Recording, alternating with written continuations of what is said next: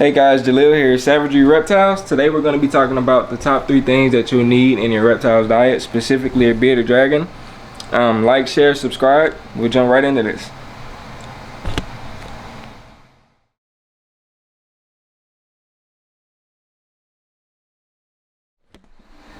So today some topics that I want to go over is the meals for bearded dragons. So here at the Fit Bully camp, they are new to dealing with reptiles, the bearded dragons.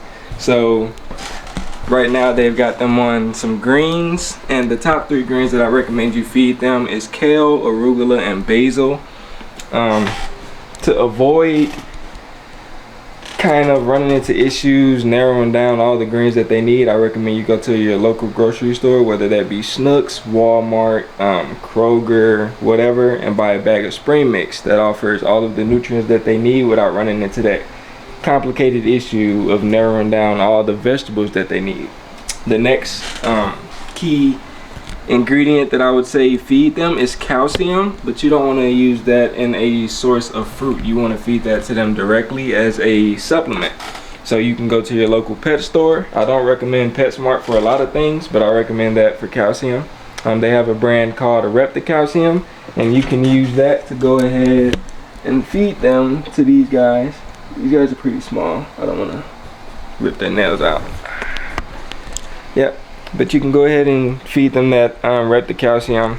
And at this size, I believe these guys will be about 4 to 5 months of age at this size. And they definitely need that source of calcium to grow. Now real quick, you said that you don't want to rip their nails out because they're so small. Yeah. Is it because their nails are still pretty, so they're still fragile? And does the calcium help soften that too? So they look sharp right now, but if I press them, they're like jello. They're super soft. And as you can see, this guy, he could use some more calcium because this back toe back here is like super loose. He's almost got no filling down here. This one right here. So he could definitely use some more calcium. So when it comes to the dosage of calcium as well, since they're so young, I'd go ahead and offer that to these guys about 3 times a week and slow that down once they reach about 1 year of age to about 1 to 2 times a week. So, and the next thing I would go into is the hydration. So these guys aren't big water drinkers. You can offer them a water bowl and check a week or 2 later and see that they haven't drank any water. So that's where you come into play and you add that water into the veggies. When they eat the veggies, they get that hydration from those as well, because as you can see, they're so small, and if they can't reach the water, they won't drink it. And even big lazy bearded dragons, just because they are so lazy, they won't want to drink the water. So you have to hydrate that the veggies that you're feeding them.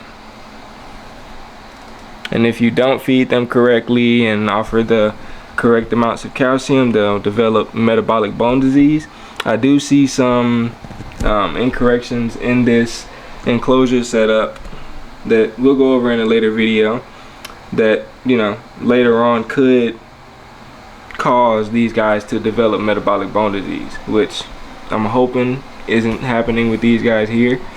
So even the habitat can actually create that, so it's not even just the nutrition. Yeah, it's not just the nutrition, it's the husbandry. So what husbandry means is how your enclosure is set up. These guys are very particular. So ego coming in. No, get out of there. Ego, come on, buddy. That ain't for you, boy. You don't need no lizards. Yeah, but the husbandry is a big deal when it comes to reptiles, not even just bearded dragons. You're gonna break the doors, dude. Yeah. So, and these guys came from PetSmart. I don't recommend, like I said, I don't recommend PetSmart for a lot of things. And the guy that worked there apparently sold these guys enough to, I guess provide the necessary information that they felt the need to make this purchase. But I can already see some health complications in this guy just by holding them. So will those 3 things, the greens, the calcium, and the hydration, will those all help assist in some of the things that you're noticing? It could, but since they're already developing, it could be very difficult in getting rid of this. Gotcha. So but if you incorporate those 3 things, the greens, the calcium, the hydration consistently early on, it could prevent some of the stuff that's already starting to occur here. Yeah, it could definitely prevent it. Now, I'm not a vet, so I can't say that it'll heal it. Yeah. But, you know, if you go through an ethical breeder to get a bearded dragon instead of a pet shop like Petmart, where they get their animals from meals, unfortunately. I used to work at Petland and the fish department, and on the other side of the fish department we had reptiles, from uromastics to bearded dragons to snakes. That's how I got into snakes. And they were kept in improper conditions, and I would always ask my manager, I'm like, you know, can I step in and do anything for these reptiles, because I had to go through him and he had to go through the store owner for any confirmation on stuff like that. And unfortunately I couldn't, but I did anyway, just because, you know, they were selling reptiles and didn't even have an assigned vet for those animals. So if anybody got sick, it was over, they just die. So caring for the animals there is kind of how I learned about these guys here. And also learned about those top 3 things that kind of help better their nutrition and their development and growth. Yeah, we had 2 beardies with metabolic bone disease, and it's because they weren't getting any calcium. So in the 3-4 months that they were there, they both died unfortunately, but the 3-4 months that they were there, they never had a source of calcium. And then once I noticed that that's what they needed, because I was going home doing research on them, I would offer them calcium. I would just pull it off the shelf and store use it and give them calcium. Now it didn't heal it, of course, but it did give them a sense of soothing. Gotcha. So to recap, you said top 3 things. Once again, greens, calcium, hydrations, or things that can help prevent everything he just mentioned. Yeah. And also going through a reputable breeder. Yeah. So finding a reputable breeder isn't easy when you're like shopping in stores. So I recommend going the route that I told Trevor to go through, which is Morph Market. Morph Market. It's an app? Yeah, it's an app. Okay. And it's for every reptile. And they also just added aquatic animals too, such as fish, live plants, aquatic plants, all kind of stuff. So every breeder on Morph Market is reputable. Perfect. You can't get on Morph Market without providing some type of proof that you're caring for those animals. Oh wow, really? Yeah. That's some huge information right there. So if you're really interested in getting bearded dragons, people, or any type of reptile, Morph Market sounds like it's the place to go in terms of a reputable breeder.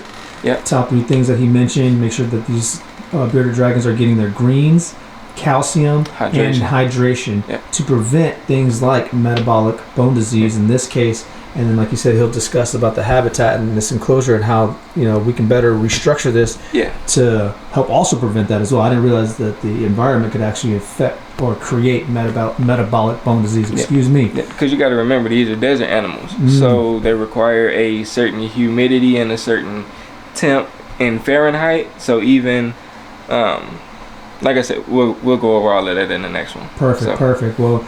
So, what are the top 3 greens that you recommend once again? Kale, basil, and arugula. And then for calcium, you said you recommend calcium. Yep. Okay, so do it via supplements, and where could they get that?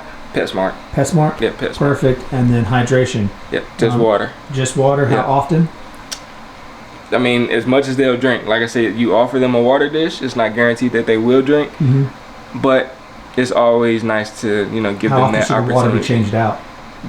Daily, so definitely change the water out daily. Now, I'm saying daily because that's what I do for my reptiles. Gotcha. So my snakes at home, they get fresh water every single day. Gotcha. I mean, if that's not realistic for the average keeper, 2 to 3 days without changing it is fine. But me personally, I'll change it every day. Boom, there you go, people. Stay tuned. Take care of your reptiles. Yeah. And stay tuned for the next episode when we talk about husbandry and how to properly set up your environment for your bearded dragon. Savagery reptiles, people. My man Jalil. Take care of your reptiles.